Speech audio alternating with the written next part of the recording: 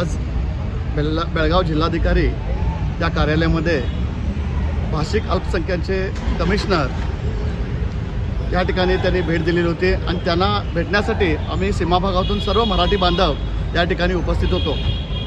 बेळगाव भागावरती जो अन्याय होतोय, मराठी भाषेवर जो अन्याय होतोय त्याच्याबद्दल सविस्तर चर्चा आमच्या प्रमुख नेत्यांनी या ठिकाणी केलेल्या आहेत आणि त्याची समर्पक उत्तरंसुद्धा या अधिकाऱ्यांना आम्हाला दिलेली आहेत। आपण त्याच्यामध्ये बरेच प्रश्न त्यांना विचारले। आम्ही शाळेचा मुद्दा पण त्या ठिकाणी उपस्थित केला।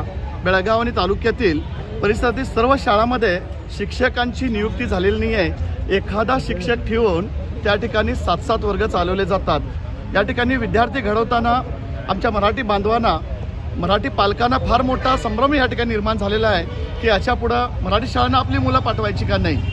त्यावेळेला या संदर्भात आम्ही त्यांची चर्चा केल्यानंतर त्यांनी आम्हाला उत्तर दिलं की आम्ही 1-2-4 शाळा व्हिजिट केल्या, त्या शाळांमध्ये त्या ठिकाणी शिक्षक आहेत, परंतु आम्ही त्यांना सांगितलं तुम्ही जवळच्या 1-5-6 किलोमीटरच्या शाळा तुम्ही पाहिल्यात, पण इथून 15-20 किलोमीटरच्या शाळा पाहिल्यात त्या ठिकाणी एकच शिक्षक जवळपास 200-250 विद्यार्थ्यांना त्या ठिकाणी शिकवताना दिसतोय। त्याची पूर्ण माहिती त्यांना आपण दिलेली आहे आणि त्याबद्दल त्यांनी समर्पक उत्तरसुद्धा दिलेलं आहे। पुढे जाऊन ते या ठिकाणी कारवाई करतील असं त्यांनी ग्वाही दिलेली आहे। त्याचबरोबर या ठिकाणी आपण प्रश्न त्यांना केला की या ठिकाणी आमच्या सगळं तुम्ही प्रश्न विचारून घेता, अडचणी विचारून घेता, पण त्याच्यावर कारवाई होत नाही। या कारवाईबद्दल त्यांना विचारलेलं आहे की या ठिकाणी कर्नाटक सरकार तुम्ही त्या ठिकाणी आपलं जे